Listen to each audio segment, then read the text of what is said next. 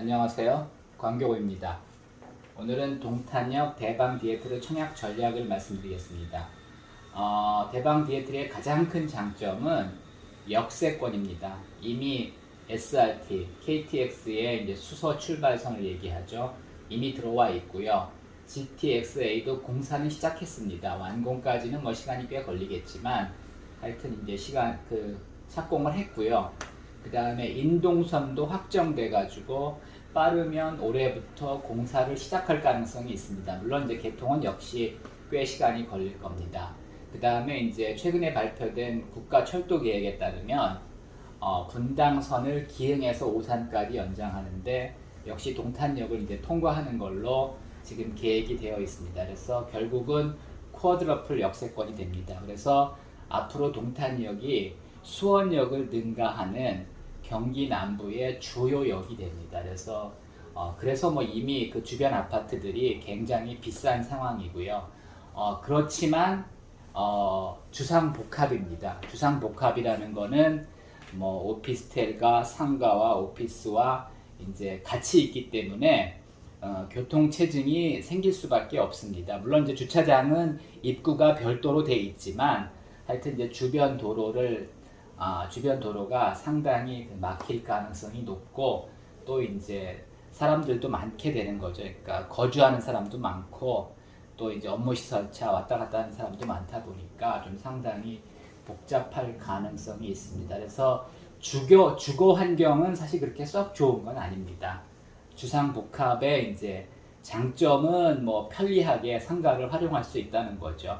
직장도 뭐 가까이 있을 수도 있고 이제 그런 장점이 있는 반면에 쾌적한 주거 환경과는 조금 거리가 있다고 봅니다. 그 다음에 이제 다음 장점은 분양가입니다. 분양가가 이제 84A 기준으로 4.9억에 나왔습니다. 굉장히 싼 겁니다. 평당 1,455만 원 정도고요. 건축비가 711만 원입니다. 뭐 건축비가 낮은 거는 그렇게 좋은 건 아닙니다. 최근에 분양한 북수원 자이 같은 경우는 이제 분양가가 6.2억이었고요.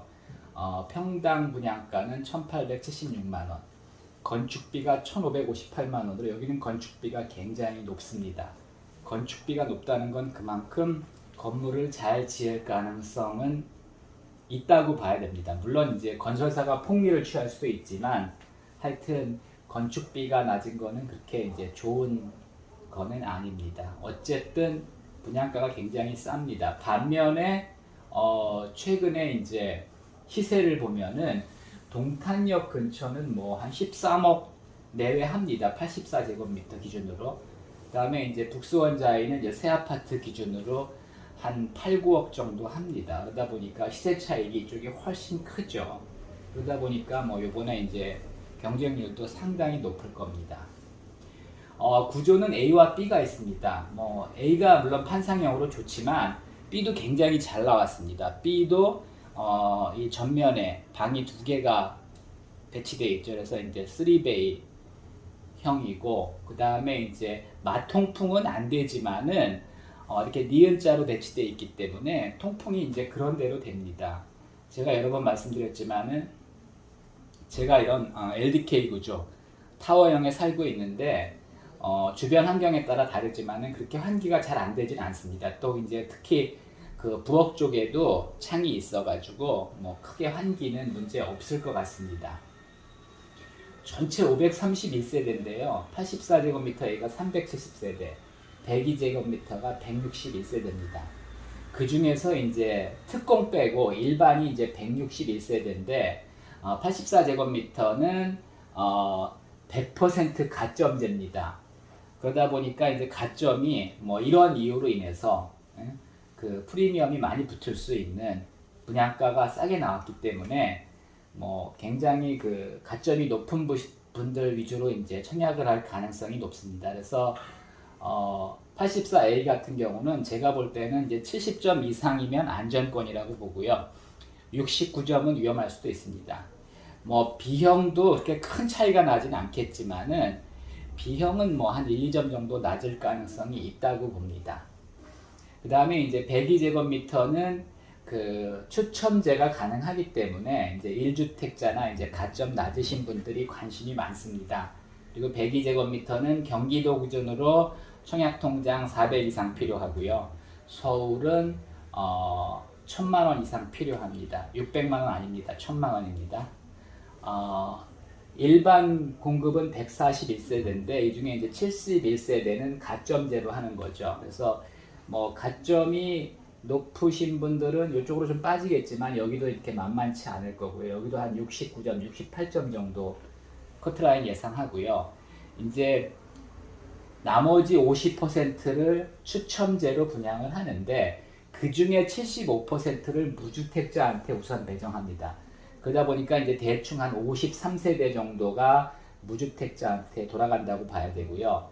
나머지 25%를 여기서 떨어진 무주택자와 그 처분 서약을 한 2주택자가 같이 경쟁을 합니다. 그래서 최대 한 17세대 정도, 그 이하일 수도 있습니다. 그래서 1주택자는 실제로 한 요 정도